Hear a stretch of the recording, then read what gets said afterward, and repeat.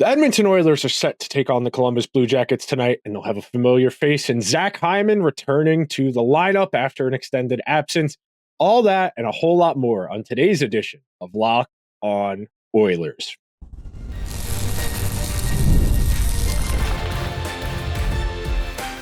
You are Locked On Oilers, your daily podcast on the Edmonton Oilers, part of the Locked On Podcast Network, your team every day.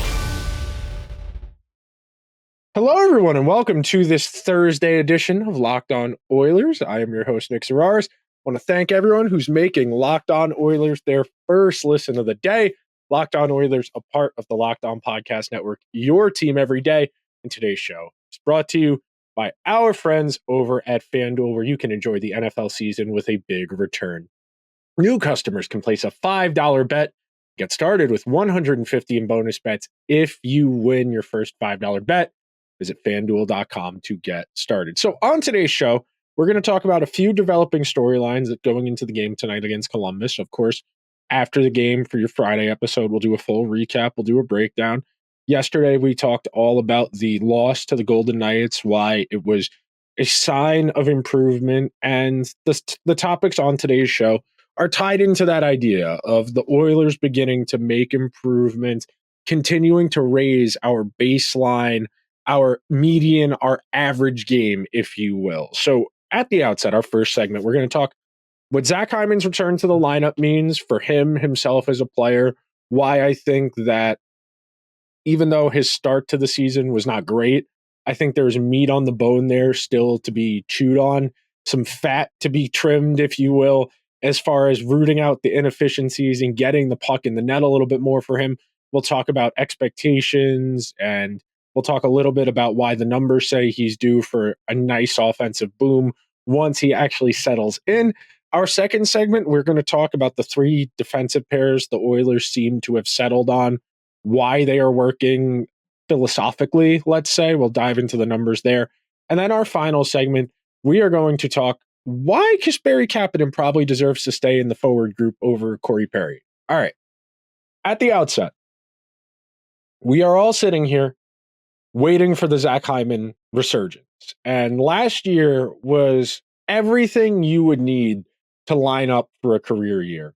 You got a good player. You know, Zach Hyman's a 13.8% career shooter. And I know a lot of people in hockey don't talk about shooting percentages the way we do in basketball, per se, where you would say, well, yeah, he's a 38% three-point shooter. He's pretty good from the field. We don't really talk about shooting percentages that way in hockey, but they are very useful as far as determining whether a player is playing poorly or if a player is struggling. And for somebody like Zach Hyman, who we have an abundance of data, we have an entire NHL career worth of data to analyze, we can say relatively safely that he underperformed the first 20 some odd games he played this year. You know, he hasn't played since November 12th. It's been about 3.5 weeks, 4 weeks, and that's about in line with what was estimated. It was initially said about 2.5 weeks, and days off here and there sprinkled in. They retroactively LTIR'd him.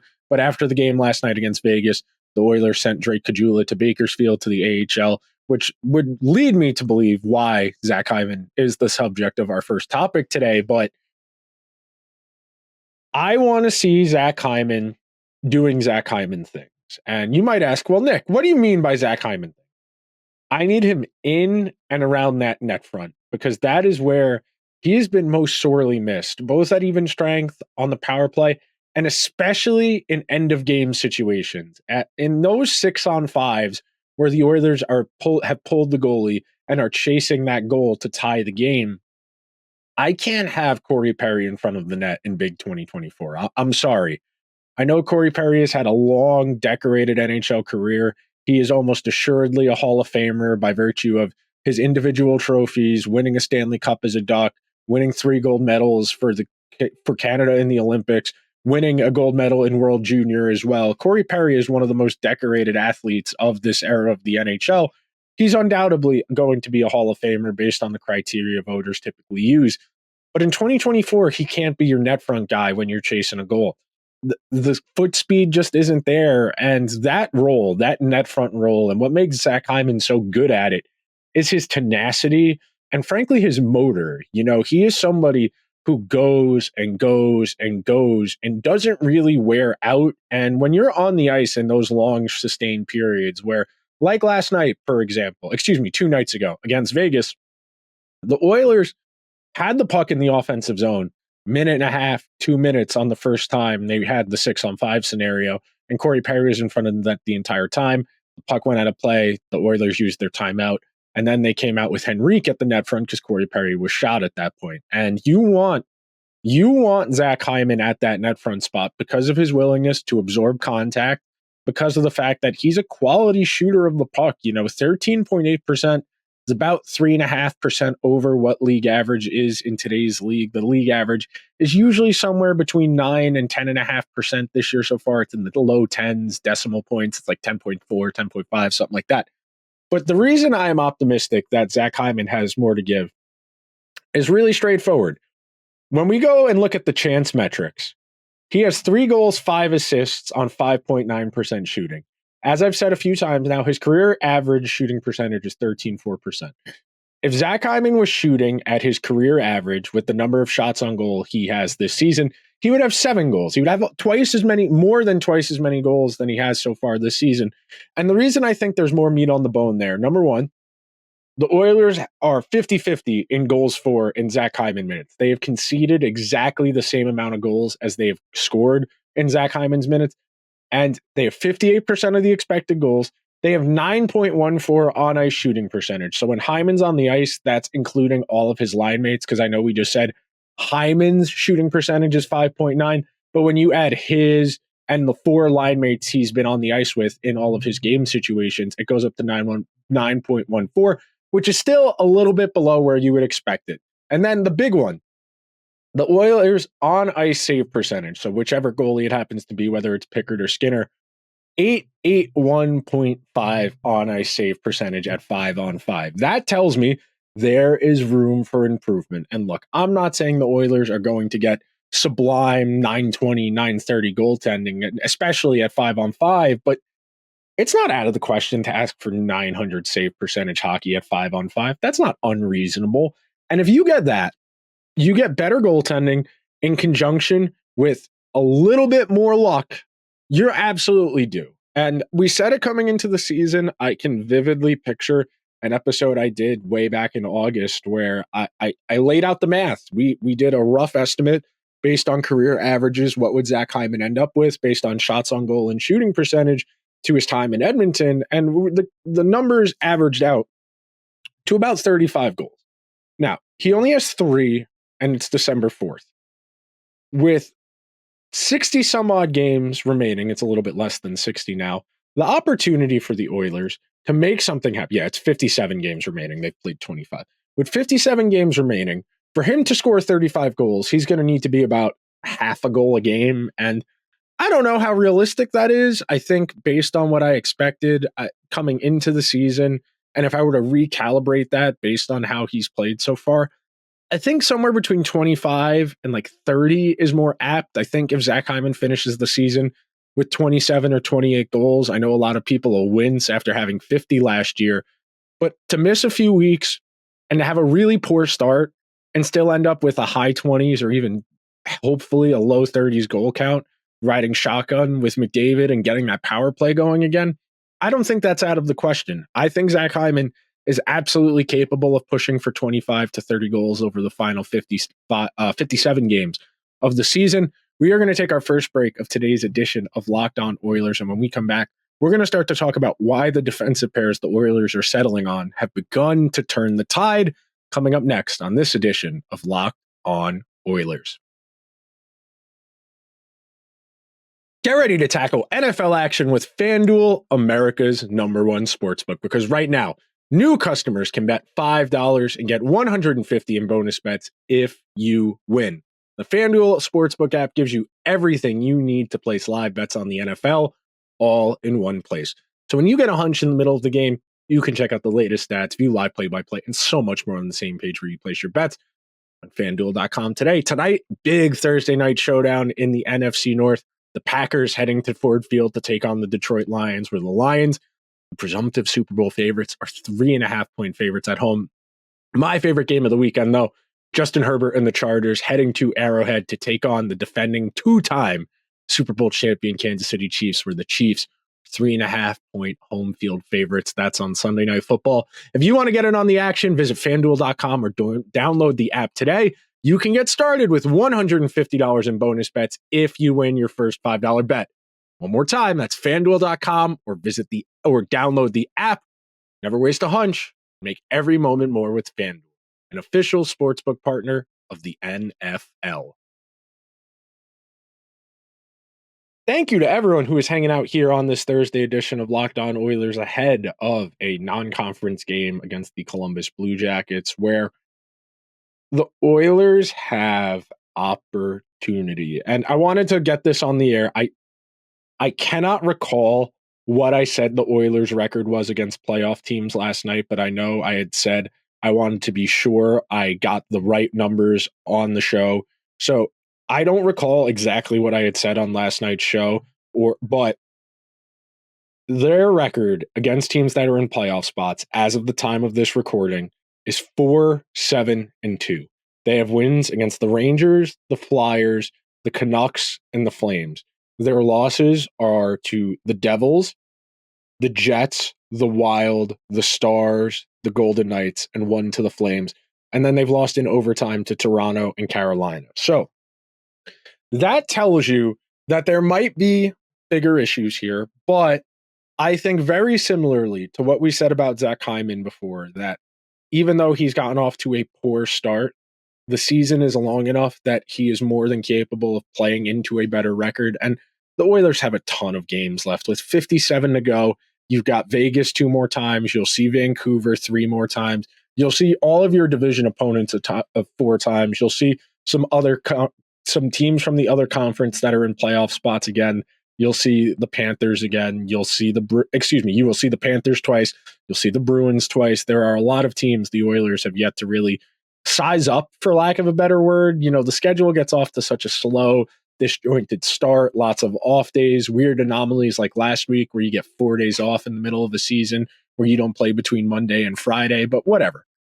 The big issue for me, for the Oilers this season, has been their goal scoring. I have made no bones about it. I have said the Oilers reinvested money from their defense into their forward group because they felt they needed to score more. They felt that they would be able to facsimile, to manufacture defense well enough to compensate for whatever trade-off they made. And they made a trade-off. You know, they spent money on forwards. They took money out of their defense and put it in their forward group, and they are dealing with the repercussions of that. It has been really rough sailing for the first 25 games of the season.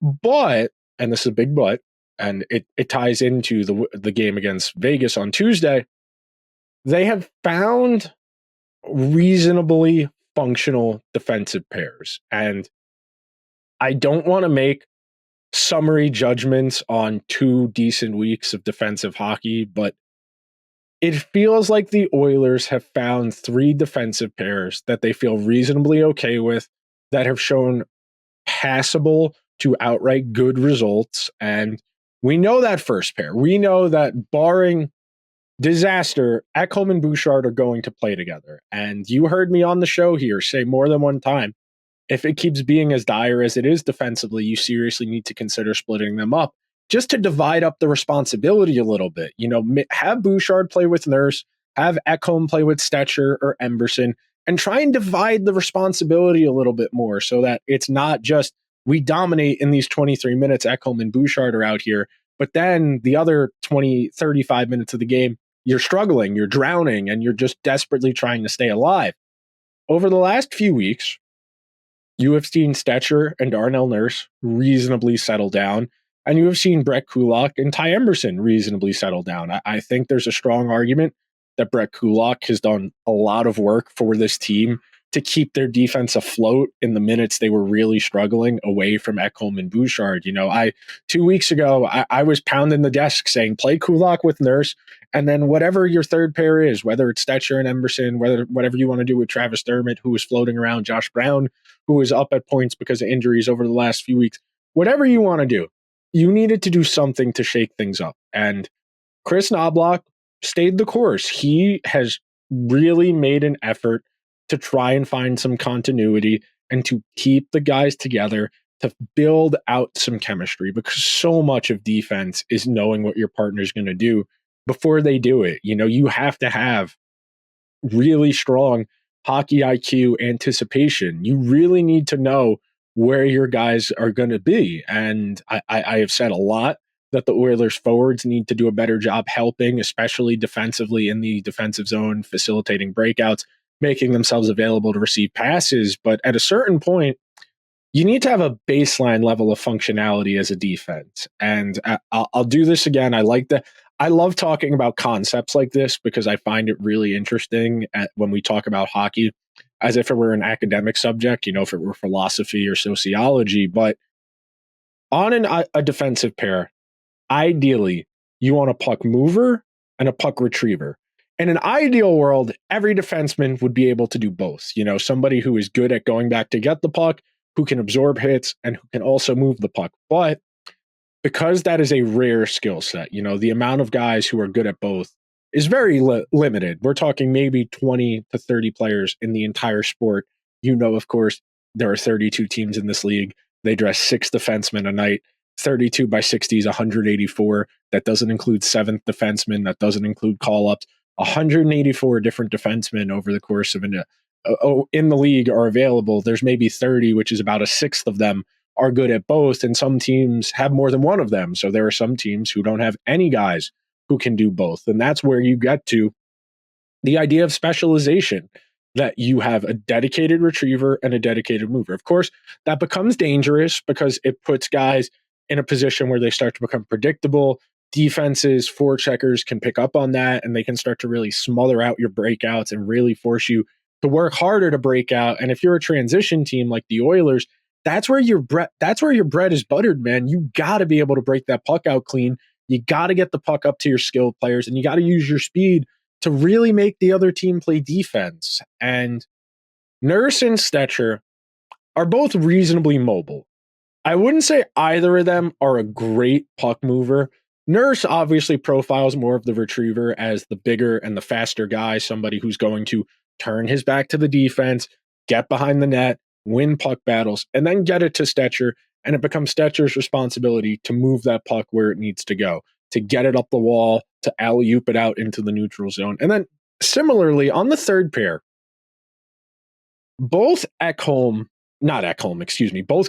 that shows how good I think Brett Kulak's played this year, that I said Matthias Ekholm subconsciously. Brett Kulak and Ty Emberson, neither of those guys really profiles as a puck mover. Neither of them is going to be seen on a second power play unit. Neither of them is going to sniff 30 to 40 points. I know Brett Kulak's like 4th on the team in goals, so I should give him his flowers reasonably so. He's not an offensive defenseman. Yeah, Brett Kulak's 4th on the Oilers in goals with 5 goals, should not be 4th on a team that is expected to be a Stanley Cup contender. He has 9 points this season. What's Brett Kulak's career high? I want to check this out real quick before I move on and wrap the segment. Yeah, his previous career high in points in a season was 21, and that was 2021-2022, where he was traded from the Canadiens to the Oilers midseason. So this is not somebody who puts up a ton of counting stats, does not profile as someone who would put up a ton of counting stats, and neither does Emberson. But it is low event hockey. Sure, they give up a lot of total chances, but they don't really give up a lot of quality. They don't let people get to the net. They don't really get a lot of heat on the goalie, whoever it happens to be, when they're playing defense. So it's functional. It's very similar to a good fourth line being low event, where if a coach can trust his third pair and his fourth line to just kind of simmer the game down, to just not let anything happen at all, most coaches are going to take that trade-off. We're going to take one more break on today's show. We'll wrap up talking about Kasperi Kapanen right after this.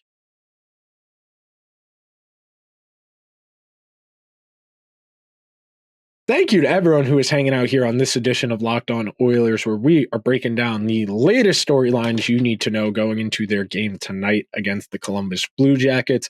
The Blue Jackets, of course, coming off a very emotional night. The Johnny Gaudreau remembrance ceremony was very touching and moving as a hockey fan. I make no bones about it. Johnny Gaudreau is one of my favorite players I've ever seen play. Somebody who was able to play the game with such an unbridled joy and enthusiasm. You know, whenever somebody passes, especially prematurely, I really try, and as cliche as it sounds, I try and think about the good times. I'll always think about him scoring that overtime game winner against Dallas and jumping into his teammates' arms. I'll always think about him kissing Matthew Tkachuk's knuckles coming out of the tunnel, going out to play. Somebody who was just genuinely a really fun and energetic person to be around. Somebody who was infectious and someone that everybody had a story to tell about knowing him, about being his friend, because he was so genuinely funny and he was so genuinely kind. You may notice, if you're watching on YouTube, the little Gaudreau banner that's hanging behind me over the McDavid jerseys. I understand the role of the Battle of Alberta and the culture within the province, but I think we can all take a step back and understand that hockey ends at a certain point, and we're talking about life here. And someone like Johnny Gaudreau, the world's not as good a place without him, and it's really disheartening, and it's something I do think about a lot sitting here when I do the show, and I always catch the banner out of the corner of my eye, or I see Matthew Tkachuk, or I see Elias Lindholm, or I see Eric Goodbranson, or Sean Monahan, or Michael Backlund, or Rasmus Anderson, or the Flyers inviting his father Guy Gaudreau to practice. And it is a lot to think about. And at times it is really hard to just wrap my head around. But we're going to wrap up this show, I should say, with this segment. And we're going to talk about Kasperi Kapanen a little bit. Somebody who I understood why the Oilers made the waiver claim when they did. They had a forward group that was just dropping like flies. They didn't really want to play. They didn't want to give somebody like Noah Phillip or Matthew Savoie 6 minutes a game, 7 minutes a game, playing on the fourth line. And look, I know when Noah Phillip has played this year, he's played fourth line center. But in an ideal world, when you call up one of those young guys to play, you want them to get real minutes where they're playing against quality. I shouldn't say quality, playing against decent NHL caliber players where they have the opportunity to be a little more creative, to create a little bit more offensively. And even if you're somebody like Noah Phillip, who profiles as a fourth, maybe a third line center, you're not going to get a lot out of that experience. It is more beneficial for you to play more minutes in the AHL than fewer minutes in the AHL. So I understand at the time, with no Hyman, no Arvidsson, I understand why they put in a waiver claim for Kasperi Kapanen. Now, I think Kapanen is a better player right now as we sit here than Corey Perry. I don't think there's much of an argument you could make. If you want to talk about the experience that the guys on the team value, that Corey Perry's institutional knowledge, if you will, that's one of the reasons you like to have guys who stay in a place for a long time. I know Corey Perry hasn't stayed in any one place for a long time, but he's been in the NHL for an extremely long time, which puts him in a position where he can pass knowledge down to those younger guys. And look, I know the Oilers aren't a young team. Once you get past Vasily Podkolzin, this is a pretty old team, and I don't necessarily know if the value of Corey Perry supersedes just playing a less effective player, but I can understand why the Oilers would prefer to keep Perry than Kapanen, but I think Kapanen offers more. I think he's a better skater. I think he can forecheck a little bit better. And look, I know the puck skills aren't there. They're not there for Corey Perry either. Perry makes 1.4, Kapanen makes 1 million flat. That little bit of cap space difference. Look, are you going to waive Corey Perry? Probably not. You're not going to do that to him because A, you don't want to send him to the AHL, and B, he very well might tell you to take a hike if you ask him if he would go to the AHL. And look, I'm not here to tell the Oilers what to do. I am telling you, I think Kasperi Kapanen is a better player. I think he can do what Corey Perry does, probably a little bit better. I think his mobility really is a plus because, as we've talked about quite a bit here, and the everydayers know, I think the Oilers are a little bit slow. They're a transition team, but once you get past McDavid in that first line, there's not a ton of speed to burn here. Janmark is really fast, but He doesn't really have the puck skills to use it. And you just need more mobility, especially up front, to kind of compensate for the fact that some of your defense isn't as mobile as it should be. And there is no easy answer here. You know, we did an episode last week about what their optimal lineup is going to look like when everyone's healthy. I would rather have Kapanen on that fourth line than Corey Perry. Hell, I would argue if you had a center you felt better about than Derek Ryan, that too. If you wanted to run Janmark, Noah Phillip, and Kasperi Kapanen as the fourth line with me, that's fine. I would be more than okay with that. But I understand the Oilers value experience, and that's why Perry and that's why Derek Ryan are here, because there was a strong argument. Noah Phillip outplayed Derek Ryan in the preseason. And if you were running a pure meritocracy, you would have promoted the guy. But I can understand the context. Phillip didn't play hockey last year. He needed to play. He needed to get up to game speed. But now, 25 games into the season, I think now is when you can start to say, well, we need to improve this spot in our lineup. And we have in-house candidates we can audition before we get closer to the trade deadline. You know, we talked a little bit yesterday about how the process goes, where pro scouting is out there on the road, watching games, grinding tape, trying to put together a shopping list for Stan Bowman to understand, well, these are the guys we like for the roster needs we have. What can we do in-house first before we go spend a draft pick or retrade a prospect? Because if you can fill a need internally and all you have to do is waive a player and they get claimed, great. If not, they go to the AHL. If that's all you need to do, that's a relatively easy process. You know, you don't need somebody else to agree to a trade. Sending someone down is a lot easier. I would play Kapanen. I would keep Kapanen. And I never thought I would be saying that about Kasperi Kapanen at this point in his NHL career. You know, somebody who has hung around a long time for somebody who's never really put up a ton of counting stats, but the first round pedigree, being a Toronto and Pittsburgh organization player, tells other teams around the league, well, those teams typically have pretty good players, so we should take a chance on this guy. And he was a first round pick. You know, there's that joke where if a reporter, an insider breaks news and says former first round pick, that's a way to know the guy hasn't played that well, because he would have led with the superlatives as opposed to his start of his career when he got drafted. But I think Kapanen's worth a dart. I think he has more to offer than Perry. That'll do it for today's edition of Locked On Oilers. If you could be so kind, please subscribe to the show wherever you get your podcasts. If you happen to be listening on Apple or Spotify, please give the show a 5-star review. If you're watching on YouTube, hit the subscribe button, hit the alarm bell so you get a notification whenever new content goes live. Thank you for making Locked On Oilers your first listen of the day. Now go check out the Locked On Fantasy Hockey Podcast. You can get the information you need to dominate your league with all the tips you need from steal and flip. You can check it out wherever you get your podcasts. I will talk to you guys tonight into tomorrow after the game against the Blue Jackets. Until then, let's go Oilers.